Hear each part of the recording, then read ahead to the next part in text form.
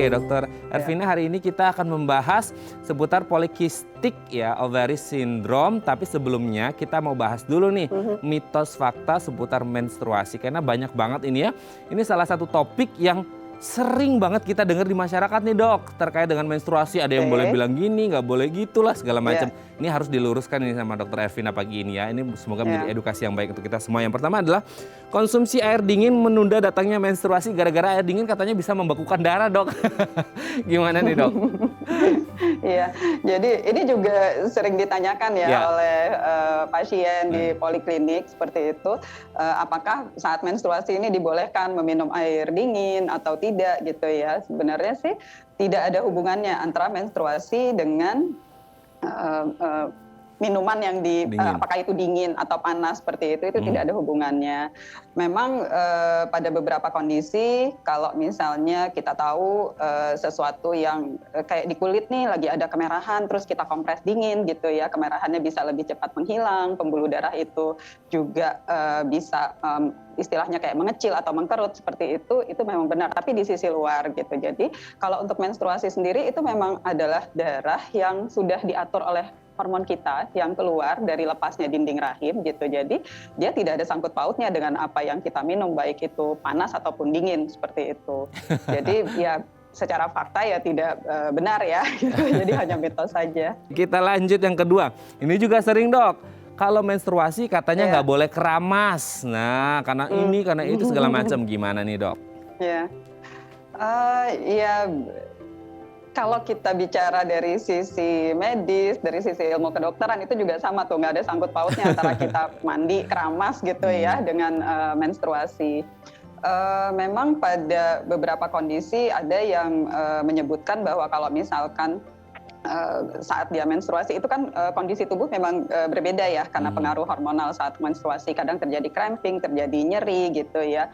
Seringkali mungkin kita akan lebih nyaman gitu loh dengan mandi yang menggunakan air yang agak hangat gitu karena rasa nyeri ini bisa lebih berkurang. Nah, mungkin ini kenapa kadang-kadang orang kalau dia lagi menstruasi terus kemudian dia mandi dengan air atau keramas gitu ya, jadi airnya cukup dingin seperti itu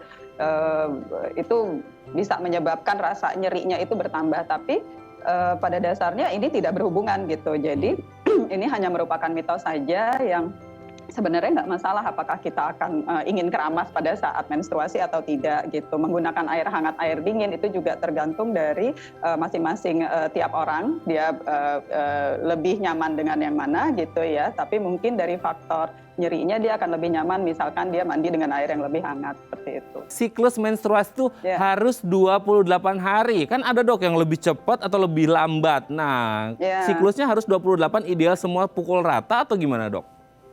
Enggak, jadi ada range di siklus menstruasi ini. Enggak setiap perempuan itu mempunyai siklus menstruasi yang ideal. Ideal itu memang kita bilang 28 hari ya, tapi range siklus menstruasi yang normal adalah antara 21 sampai 35 hari. Beberapa literatur juga ada yang bilang mulai dari 24 sampai 35 hari. Artinya kalau misalkan kadang kan orang suka merasa, oh saya kok haidnya nggak teratur ya gitu, karena tanggalnya nggak sama gitu. Karena setiap bulan itu kan 30 sampai 31 hari gitu. Jadi kalaupun tanggalnya nggak sama, yang kita lihat adalah siklusnya. Siklus itu dari hari pertama kita haid ke hari pertama kita haid lagi. Itu adalah satu siklus. Jadi tanggal belum tentu sama gitu, tapi mungkin siklus kita teratur. Misalkan siklus kita 28 hari, tanggalnya akan selalu maju kan sekitar 2 hari seperti itu. Atau pada mereka yang di siklusnya 25 hari, dia tanggalnya akan selalu maju 5 hari. Tapi kita bisa lihat keteraturannya dari siklus ini gitu. Jadi kalau dia dari hari pertama ke hari pertama lagi selalu di rentang waktu yang sama, berarti dia siklusnya sangat teratur. Dan siklus itu tidak harus 28 hari. Jadi selama dia masih di range siklus normal antara 21 sampai 35 hari, itu masih kita anggap normal. Oke, kita lanjut yang selanjutnya, menstrual synchrony. Nah ini kayaknya internasional punya nih dok. Maksudnya hubungan ketika satu wanita dengan wanita yang lain, apa juga bisa terjadi pada ibu sama anak perempuannya atau gimana sih nih dok? Oke. Sebenarnya ini kan udah lama sekali ya, Ya. tentang menstrual sinkroni ini dan banyak menjadi perdebatan juga gitu ya. Apakah ini memang suatu fakta yang benar? Karena dulu tuh pernah dicetuskan gitu ya, dan pernah masuk ke jurnal juga bahwa ternyata ada sinkronisasi nih antara mereka yang tinggal berdekatan atau berada dalam satu lingkungan yang sama gitu di siklus menstrualnya. Tapi ternyata belakangan untuk dibuktikan gitu, karena ini udah dari tahun 70-an kalau saya nggak salah nih tentang menstrual sinkroni ini, udah lama sekali gitu ya. Nah belakangan kesini juga banyak nih penelitian-penelitian yang ingin membuktikan gitu loh, apakah menstrual sinkroni ini memang benar gitu atau sebenarnya tidak gitu ya. Jadi ternyata di penelitian yang terbaru itu malah tidak menunjukkan adanya istilahnya yang memang berhubungan gitu loh antara mereka yang tinggal berbarengan gitu dengan siklus haid yang akhirnya akan menjadi sama gitu. Jadi untuk saat ini ya memang di kondisi yang sekarang gitu menstrual sinkroni ini tidak menjadi fakta yang bisa kita anggap benar gitu loh, karena pada beberapa kondisi ya bisa saja mereka akan tinggal berdekatan gitu ya, bersamaan gitu, melakukan aktivitas yang sama, tapi kondisi tubuhnya berbeda, kondisi hormonalnya berbeda, dan mereka tidak akan mendapatkan jadwal atau siklus haid yang sama seperti itu. Terakhir dok, nggak boleh berenang pas lagi menstruasi. Kenapa? Kan kita pikirnya apa gara-gara bakal menyebar itu kemana-mana atau gimana nih dok? Oke, jadi sebenarnya sih ya, jadi gini, kalau orang beranggapan kalau pas pada saat kita berenang, saat haid itu darah haid akan langsung keluar, itu malah tidak kan? Karena kan ada dari tekanan dari air nih. Betul. Jadi si air ini malah tekanan dari air ini membuat si darah itu yang tadinya mungkin udah akan keluar dari rahim atau berkumpul di vagina, dia tidak akan keluar sementara waktu ya. Bukan berarti seterusnya tidak keluar pada saat dia berada di dalam air, karena adanya tekanan dari air sehingga membuat darah itu nggak bisa terdorong keluar gitu ya, karena tertahan.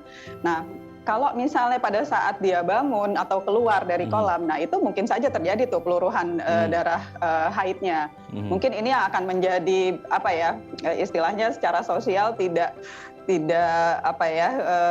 sedikit memalukan gitu, karena kan akan ada darah yang keluar gitu. Orang juga jadi merasa agak takut gitu begitu melihat darah, terutama kalau misalkan berada di kolam umum seperti itu, karena kan akan mengotori juga gitu ya air kolam renangnya pada saat bangun sebenarnya. Tapi pada saat di dalam kolam itu sendiri harusnya si darah itu tidak keluar karena ada tekanan negatif dari si air kolam renangnya. Oke, Dokter Ervina, terjawab sudah beberapa mitos dan fakta seputar menstruasi.